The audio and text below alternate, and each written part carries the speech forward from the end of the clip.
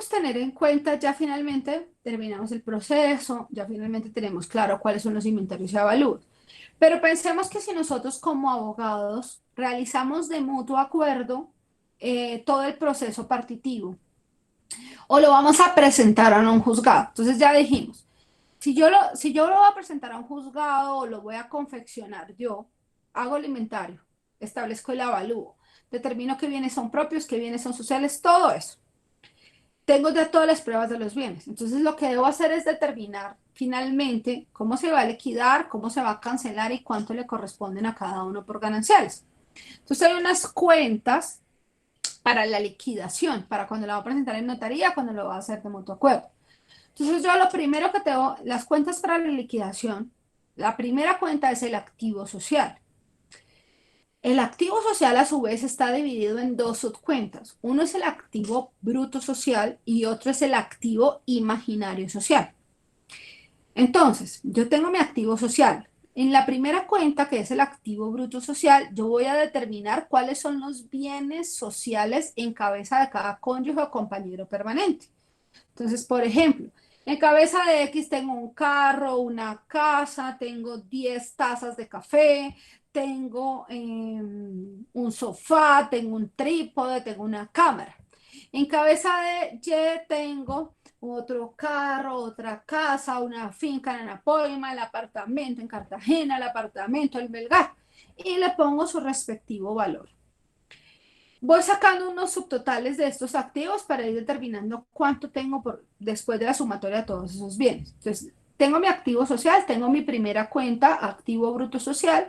En el activo bruto social van los bienes sociales en cabeza de cada uno de los cónyuges o compañeros permanentes. Yo sé que bienes son sociales porque yo ya previamente he hecho el inventario. En el inventario he excluido los bienes propios, solo incluyo los bienes sociales y les he dado un valor. Entonces, mire que realizar el inventario me sirve para ya ir a la liquidación propiamente dicha. Luego tengo, ya identifiqué mi activo bruto social y cuánto tengo por allí. Luego tengo mi activo imaginario social. En el activo imaginario social, ¿qué van? Van las recompensas en favor de la sociedad conyugal. Y tengo que determinar quién recibió por anticipado o quién utilizó dinero social para inversión en bienes propios o quién utilizó dinero social para cosas estrictamente personales y no para cargas de la familia, o quién debe reintegrarle dinero a la sociedad porque hizo una donación cuantiosa. Entonces digo, ¿qué recompensas están en contra de X? ¿Qué recompensas están en contra de Y? ¿Y cuánto es ese subtotal de mi activo imaginario? Entonces, ¿qué hago? Luego sumo esos dos subtotales y establezco cuál es el valor total de mi activo social. Entonces, la primera cuenta de una liquidación es el activo social.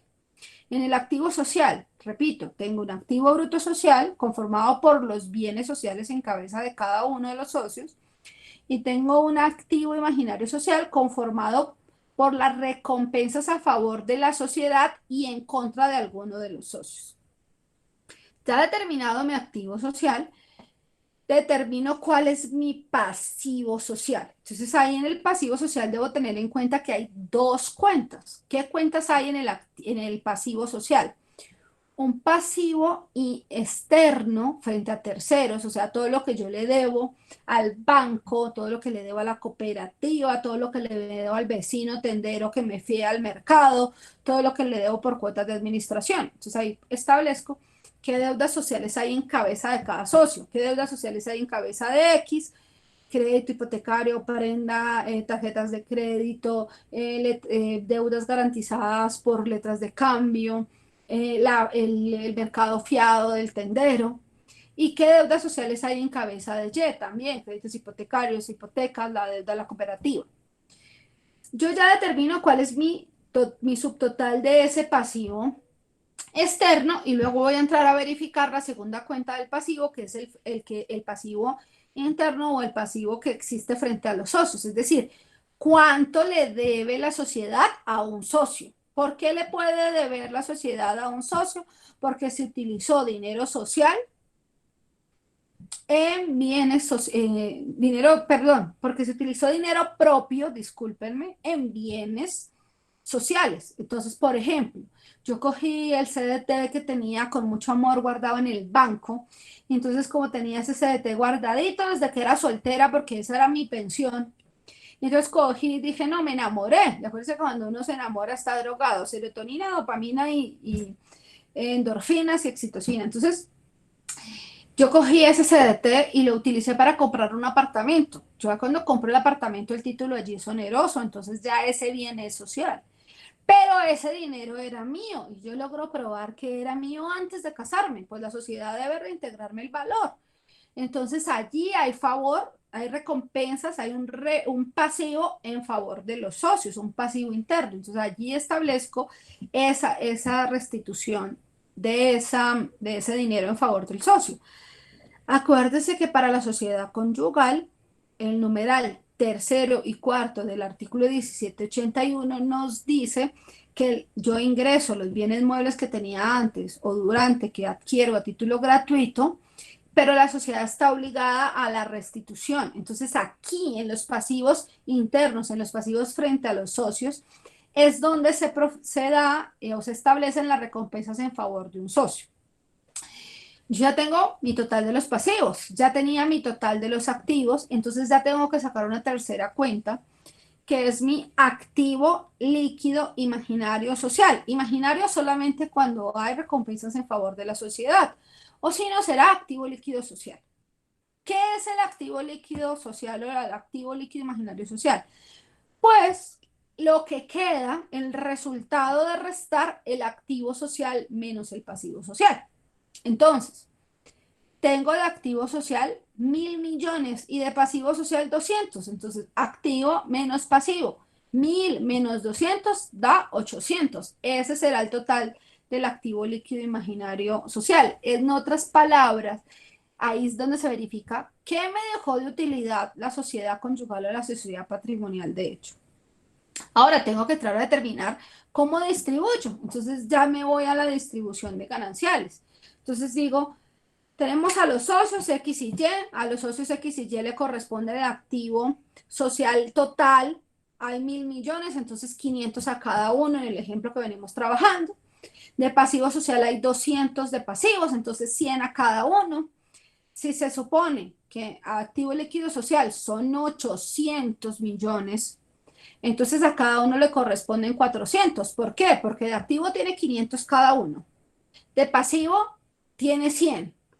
500 menos 100 nos da 400 y 400 para cada uno finalmente nos da un activo líquido de 800 millones de pesos. Ese activo líquido sabiendo que del pasivo se lo resto más bien a los activos o al activo social le resto el pasivo social. Aquí como es una resta, el orden de los factores no altera el resultado.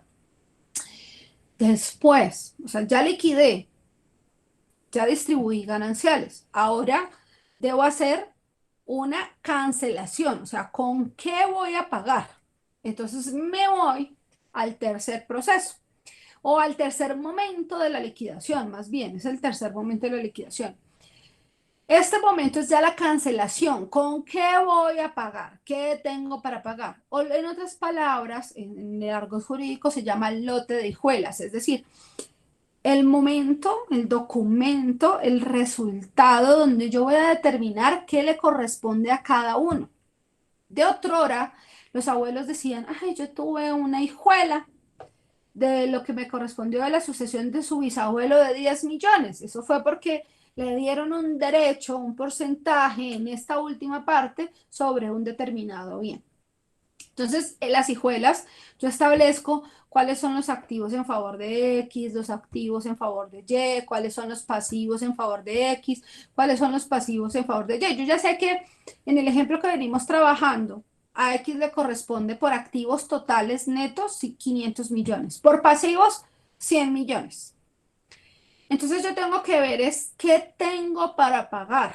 Entonces yo tengo una casa, tengo un carro, tengo un CDT. ¿Qué tengo para pagar? ¿Cómo pago esos 500 millones? ¿Cómo pago esos 100 millones de pasivo? Entonces, por ejemplo, fácil. Si la casa tiene una hipoteca y es la hipoteca la que vale 200 millones, pues primero a cada uno de la casa les asigno 100 millones de la casa para pagar ese pasivo. Entonces, la casa vale, por ejemplo, pensemos en el ejemplo, 600 millones de pesos. Y la casa tiene una hipoteca por 200. Entonces, yo lo primero que hago es asignar 100 millones a cada uno de la casa para que se pague allí el pasivo, porque es que además, si es una hipoteca, se paga con la casa. Entonces yo digo, a cada uno le doy X porcentaje de la casa para el pago del pasivo.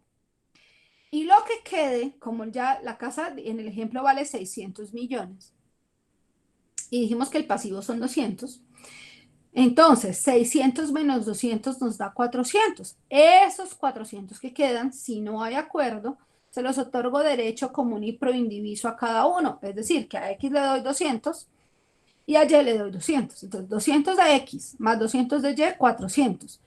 100 que asigné a X para el pago del pasivo, 500. Otros 100 que le asigné a Y de esa casa para el pago del pasivo, 600. ¿Cuánto me vale la casa? 600. ¿Qué distribuí? 600 millones de pesos. Ahora, si uno de nosotros le debe a la sociedad y ha recibido por anticipado, en este momento tenemos que hacer una imputación, es decir, que opera como la figura de la compensación, porque yo soy acreedor de la sociedad, pero también le debo. O sea, la sociedad me debe los gananciales. Yo por eso soy acreedor de la sociedad, pero yo también le debo porque yo cogí de todos esos 800 millones que venimos distribuyendo, yo ya antes cogí 100. ¿Para qué los cogí? Acuérdense, cogí mi lote, le construí mi chalet, el que yo quería, le construí una piscina y eso me costó 100 millones. O sea que yo por anticipado recibí 100 millones. Como la sociedad, por eso es imaginario, como no existe físicamente, porque yo no puedo quitar el chalet porque los accesorios sigue la suerte de lo principal. O sea, el chalet se adhiere al lote y el lote es propio. Entonces yo le pongo una imputación. Entonces, pensemos que el que debe es X. X tenía que recibir 800 millones, pero X ya recibió 100. O sea que yo le imputo los 100, compenso.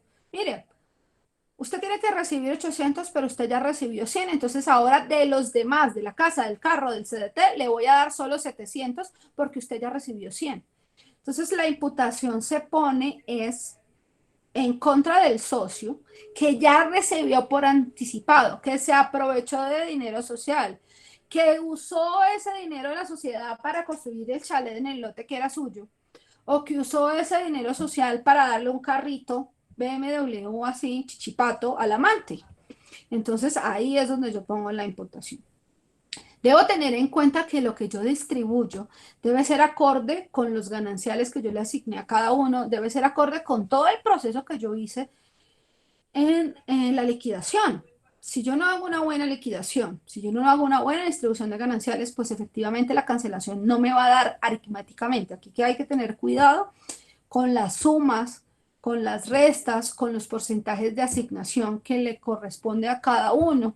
Si yo le doy una imputación por 100 millones en el ejemplo que estamos trabajando, no podría darle además de los 100, 800 porque le estaría pagando doble vez. O sea, siempre hay que tener en cuenta, muy en cuenta cuál es el valor aritmético que yo le asigno a cada uno de los socios. Entonces, estos procesos van hilados. Si yo me equivoco en uno, todos los demás me van a quedar mal.